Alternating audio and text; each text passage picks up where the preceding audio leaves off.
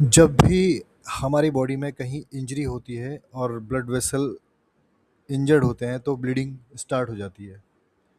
उस ब्लीडिंग को रोकने के लिए जो प्रोसेस है उसको हीमोस्टेसिस कहते हैं। अब ये हीमोस्टेसिस ज़रूरी है ब्लड को रोकने के लिए, ब्लीडिंग को रोकने के लिए, ताकि ब्लड की इंटीग्रिटी और उसकी फ्लूइडिटी बनी रहे ब्लड वेसल के अंदर और एक huge amount of blood loss ना हो। Haemostasis, it is a spontaneous arrest of bleeding by physiological processes. It's called hemostasis. अपने आप एकदम से ब्लीडिंग का बंद हो जाना फिजियोलॉजिकल प्रोसेसेस के द्वारा, उसको हीमोस्टेसिस कहते हैं। अब ये जो हीमोस्टेसिस है, ये इसके तीन मेथड्स हैं, तीन तरीके से ही होती है, तीन मैकेनिज्म कह सकते हैं हम, जिसकी वजह से ब्लीडिंग स्टॉप होती है। उसमें सबसे पहला मैकेनिज्म है वैस्कुलर स्पैज्म, दूसरा है प्लेटलेट प्लग फॉर्मेशन, या इसको हम कहते हैं टेम्परेरी प्लग फॉर्मेशन।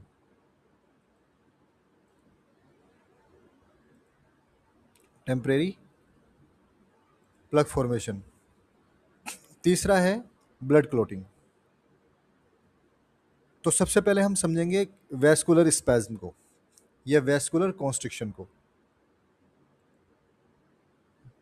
जो ब्लड वेसल इंजर हुई है और जहाँ से जो ब्लड वेसल इंजर हुई है, वो इंजरी के फ़ौरन बाद इमीडिएटली स्पाज्म के अंदर चली जाती है, इसके अंदर स्पाज्म स्टार्ट हो जाता है, विच अंडरगो वैस्कुलर स्पैज्म, जिसकी वजह से उसका जो नैरो है ब्लड वेसल का जो ल्यूमेन है वो नैरो हो जाएगा और flow of blood to that blood vessel get reduced. उसकी वजह से भी ब्लड कम लॉस होगा। अब ये जो वैस्कुलर स्पैज्म है या वैस्कुलर कॉन्स्ट्रिक्शन है, इसके होने की कॉजेज़ क्या हैं, वजह क्या हैं? उसमें सबसे पहले जब एंडोथीलियम, जो ब्लड वेसल्स की अंदर की दीवार है जिसको हम एंडोथीलियम कहते हैं, जो कि एक एपिथीलियम टिश्यू है, सिंपल स्क्वेमस एपिथीलियम है, जब वो इंजर्ड होती है तो उसकी जो सेल्स में से, इंजर्ड सेल्स में से, एंडोथेलियम के इंजर्ड सेल्स में से एक केमिकल निकलता है जिसको एंडोथेलिन कहते हैं। एंडोथेलिन कॉजेज वैसोकॉन्स्ट्रिक्शन। जो ब्लड वेसल की वाल हैं वो स्मूथ मसल्स की बनी होती हैं और वो जो स्पाज्म है वो उसकी स्मूथ मसल्स के अंदर हो रहा है।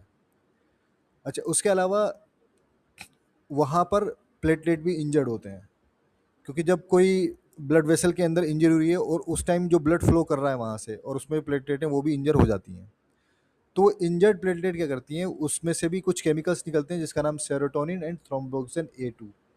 ये दोनों सब्सटेंस जो हैं वो ये भी वैसे कॉन्स्ट्रिक्शन को अंजाम देते हैं, या वैस्कुलर कॉन्स्ट्रिक्शन को, वैस्कुलर स्पाज्म को अंजाम देते हैं।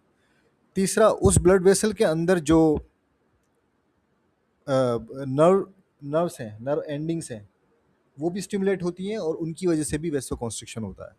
वैसो कॉन्स्ट्रिक्शन मिनट से घंटों तक रह सकता है, और जब तक ये होता है उस टाइम तक ये चलता रहता है, और उसके साथ साथ प्लेटलेट प्लग फॉर्मेशन भी चलती रहती है और ब्लड कोगुलेशन का प्रोसेस भी ब्लड के अंदर ऑन गोइंग रहता है, चलता रहता है। अब हम बात करते हैं प्लेटलेट प्लग फॉर्मेशन की। प्लेटलेट प्लग फॉर्मेशन, जब एंडोथीलियम रप्चर होती है तो endothelium is a epithelial tissue which is squamous epithelium which rest upon basement membrane, और बेसमेंट मेम्ब्रेन के नीचे होते हैं कनेक्टिव टिश्यू। कनेक्टिव टिश्यू में होते हैं कोलेजन फाइबर्स। तो जब एंडोथीलियम इंजर होगी तो उसके जो कोलेजन फाइबर्स हैं वो एक्सपोज हो जाते हैं। कोलेजन फाइबर्स के एक्सपोज होने से वहाँ से जो प्लेटलेट ब्लड के अंदर गुजर रहे हैं, स्ट्रीम, ब्लड स्ट्रीम में है, वो उससे चिपकना शुरू कर देते हैं। कोलेजन फाइबर से वो चिपकना स्टार्ट कर देते हैं। किसकी मदद से? एक प्रोटीन है वॉन विलिब्रेंट फैक्टर। वॉन विलिब्रेंट फैक्टर की के साथ कोलेजन और प्लेटलेट के बीच में वॉन विलिब्रेंट फैक्टर होता है, वो बेसिकली प्लेटलेट को कोलेजन से चिपकाता है। इस प्रोसेस को कहते हैं प्लेटलेट एडिशन। अच्छा, जो प्लेटलेट एक बार अटैच हो गए तो उनकी शेप में बदलाव आना शुरू हो जाएगा। They undergo shape change. उन प्लेटलेट के अंदर बहुत सारे प्रोसेसेस बनना स्टार्ट हो जाएंगे। जैसे आप यहाँ दे सकते हैं, ये एक प्लेटलेट अटैच है और ये वॉन विलिब्रेंट फैक्टर के साथ अटैच हो गया है कोलेजन फाइबर्स में। अब इसके अंदर शेप चेंज आना शुरू हो गया है। अब इसमें बहुत सारे प्रोसेसेस निकलने स्टार्ट हो गए हैं। इन प्रोसेस के ज़रिए ये प्रोसेसेस के जरिए जो प्लेटलेट है, ये दूसरे प्लेटलेट के साथ कांटेक्ट करता है और इंटरेक्ट करता है और अपने साथ चिपका के रखता है। ये जो प्लेटलेट हैं जो कोलेजन फाइबर से अटैच हैं, इन प्लेटलेट को हम कहते हैं ये they become activated. This platelet are called activated platelets and they secrete platelet activating factor to attract other platelets. These platelet activating factor are thromboxane A2 and ADP. They are released from the granules of the platelets. They attract the other platelet and aggregate them to the site of injury, site of injury. This reaction is called platelet release reaction. Release reaction, because the activated platelet are releasing some factors which attracting the other circulating platelets and thus form a platelet plug। और इस तरीके से दूसरे platelets आते जाते हैं और एक प्लेटलेट प्लग वहाँ बन जाता है। अभी ये जो प्लेटलेट प्लग है ये टेम्परेरी है, वीक है और ये कभी भी डिस्लॉज हो सकता है। It can dislodge any time from the site of injury.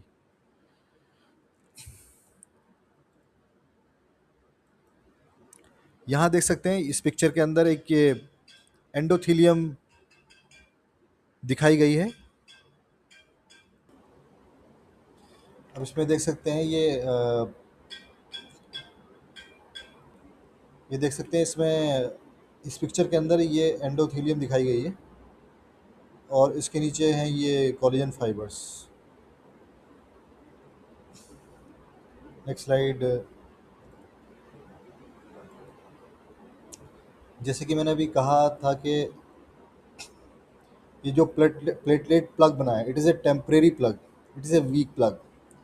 It can dislodge from the site of injury at any time because it is weak. अब इस प्लेटलेट प्लग को और ज़्यादा मजबूत करने के लिए इसके ऊपर एक फाइब्रिन मैश बनना ज़रूरी है। उस फाइब्रिन मैश के बनने को हम ब्लड क्लोटिंग कहते हैं। तो अब तीसरा ये हीमोस्टेसिस का थर्ड मैकेनिज्म है ब्लड क्लोटिंग। पहला था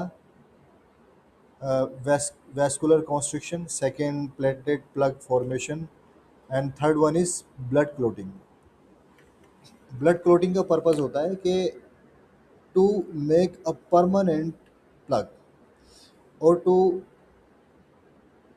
to make a fibrin mesh over the temporary platelet plug। Blood clotting in the blood, these two category of biomolecules are present। Number one is procoagulant and second is anticoagulant।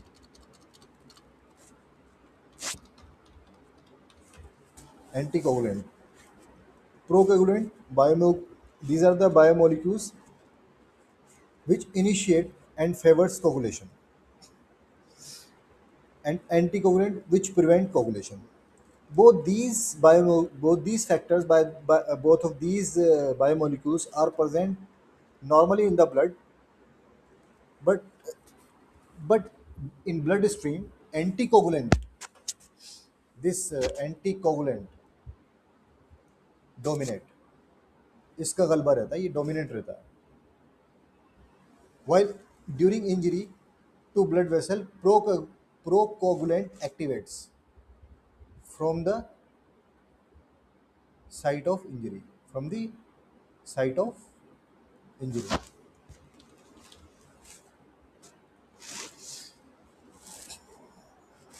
Blood clotting. Blood clotting is a series of chemical reaction at the end of which soluble fibrinogen converts into insoluble fibrin. Blood clotting takes place in three essential steps. Blood clotting जो है एक series है chemical reaction की, जिसके आखिर में fibrinogen fibrin में convert होगा और एक मैश बनाएगा। इसी को ब्लड क्लोटिंग कहते हैं। और ये इसके तीन एसेंशियल स्टेप्स हैं। पहले स्टेप है formation of group of activated substance called prothrombin activator. Second है conversion of prothrombin to thrombin. Third है conversion of fibrinogen into fibrin. Prothrombin. अब हम प्रोथ्रोम्बिन के बारे में जानेंगे कि क्या है। प्रोथ्रोम्बिन एक प्लाज्मा प्रोटीन है, अनस्टेबल प्रोटीन है, can easily split into fragments like thrombin. एक अनस्टेबल प्रोटीन है और टूटने के बाद अलग अलग छोटे छोटे थ्रोम्बिन फ्रेगमेंट्स में स्प्लिट हो जाती है। Prothrombin is continuously formed by the liver and is continuously used for blood clotting throughout the body. अब हमारी बॉडी में क्या होता है कि हमेशा एवरी टाइम छोटी मोटी एंडोथीलियल इंजरीज होती रहती हैं, जिसके लिए हम अवेयर भी नहीं हैं, और वो हमेशा पूरे दिन में होती रहती हैं, और वो होती हैं और हीलिंग भी होती रहती है उनके साथ साथ। उसमें प्रोथ्रोम्बिन यूज़ होता रहता है। तो लीवर भी प्रोथ्रोम्बिन मैन्युफैक्चर करता रहता है कंटिन्यूसली। वो कंटिन्यूसली मैन्युफैक्चर करता है और कंटिन्यूसली वो इस्तेमाल होती रहती है प्रोथ्रोम्बिन। प्रोथ्रोम्बिन लीवर में बनती है और इसके लिए विटामिन के ज़रूरत है। Vitamin K is required by the liver for the formation of prothrombin. अच्छा, अगर विटामिन के डेफिशिएंसी हो बॉडी में तभी प्रोथ्रोम्बिन फॉर्मेशन कम हो जाएगी, या लीवर डिजीज़ हो, क्योंकि प्रोथ्रोम्बिन बनी लीवर में रहा है। तो अगर लीवर के अंदर कोई डिजीज़ हो गई लाइक सिरोसिस ऑफ लीवर, तो उसमें भी क्या होगा कि प्रोथ्रोम्बिन कम हो जाएगा। तो ऐसे में अगर विटामिन के डेफिशिएंसी है या लीवर डिजीज़ की वजह से प्रोथ्रोम्बिन कम है, तो हमारा ब्लीडिंग टेंडेंसी बढ़ जाएगी। कहीं थोड़ी सी भी इंजरी होगी तो ब्लीडिंग हमारी आसानी से रुकेगी नहीं।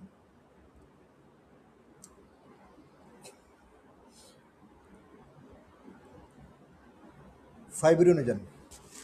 फाइब्रिनोजन भी एक प्रोटीन है, प्लाज्मा प्रोटीन है, लार्ज साइज प्रोटीन है, लीवर में बनती है। ये भी प्रोथ्रोम्बिन की तरह ये भी लीवर में बनती है। ठीक है। Blood level of fibrinogen decreases in liver disease. अगर लीवर डिजीज है जैसे सिरोसिस ऑफ लीवर, उसमें भी फाइब्रिनोजन की कमी हो सकती है। तो लीवर डिजीज़ में अगर लीवर डिजीज़ है तो फाइब्रिनोजन भी कम होगा और प्रोथ्रोम्बिन भी कम होगा, तो इसलिए ब्लीडिंग के चांसेस बढ़ जाएंगे, ब्लीडिंग टेंडेंसी बढ़ जाएगी। फाइब्रिनोजन जो है फाइब्रिन में कन्वर्ट होता है, और फाइब्रिन का जो स्ट्रक्चर है वो बड़ा कॉम्प्लिकेटेड सा है। फाइब्रिन आर शॉर्ट फ्रेगमेंट्स, एक thread like structure which we called fibrin monomer. यहाँ पे देख सकते हैं आप फाइब्रिन मोनोमर। इसमें एक बी साइड दिख रही है और एक ए साइड दिख रही है। तो जो बी साइड और ये ए साइड है, this is the structure of prothrombin, sorry fibrinogen. This is the structure of fibrinogen. यहाँ पे आप देख सकते हैं कि ये बी साइड है, बी पोर्शन है, और एक यहाँ पर ए पोर्शन है, ये डांसिंग लाइक पोर्शन जो है। तो इसमें ये जो बी है इस पर ये कैप चढ़ा हुआ है और ए साइड पर भी कैप लगा हुआ है।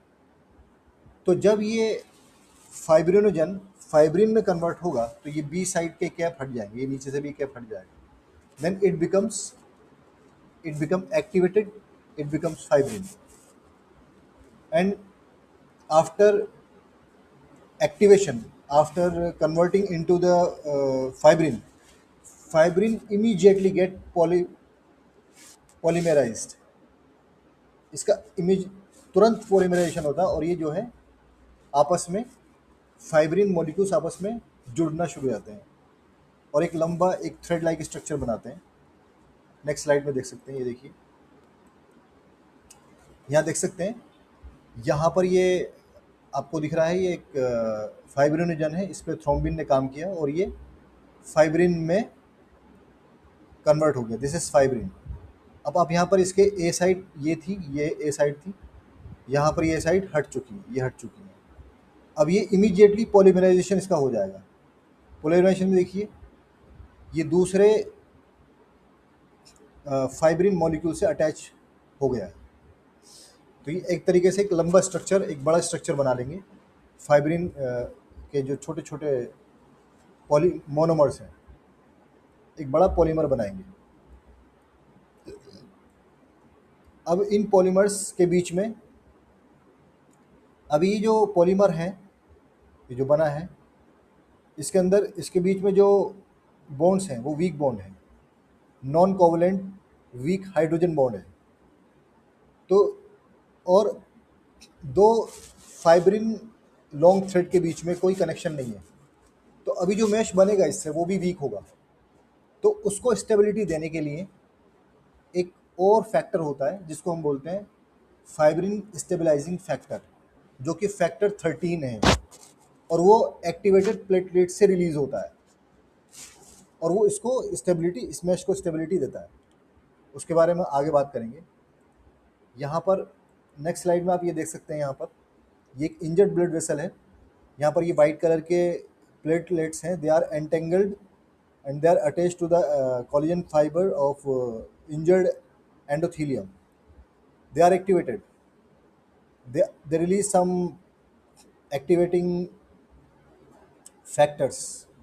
एंड यहाँ पर आप एक ये ब्राउन कलर की चेन स्ट्रक्चर देख सकते हो, ये फाइब्रिन क्लोट है। तो पहले क्या हुआ था, वैस्कुलर स्पाज्म हुआ, उसके बाद ये प्लेटलेट प्लग फॉर्मेशन हुआ। प्लेटलेट प्लग फॉर्मेशन अपने आप में एक वीक प्लग था ये, it can dislodge from the site of injury at any time because it is week. इसको फर्दर स्ट्रेंथ देने के लिए, ताकत देने के लिए इसके ऊपर एक फाइब्रिन मैश बना, और जो फाइब्रिन मैश स्टार्टिंग में बना वो भी वीक था। उस फाइब्रिन मैश को भी पावर देने के लिए, स्ट्रेंथ देने के लिए एक फैक्टर आया, फाइब्रिन स्टेबलाइजिंग फैक्टर, या फैक्टर 13 हम उसको बोलते हैं, और जिसकी वजह से इसके में स्टेबिलिटी आ गई और ये फाइनल क्लोट बन गया। Next slide. Action of thrombin on fibrinogen. Thrombin is a protein enzyme which splits the fibrinogen. ये बात हम पहले कर चुके हैं, एक बार मैं आपको बता देता हूँ। Thrombin is a protein enzyme which splits the fibrinogen into a small thread-like structure called fibrin. These fibrin have capability of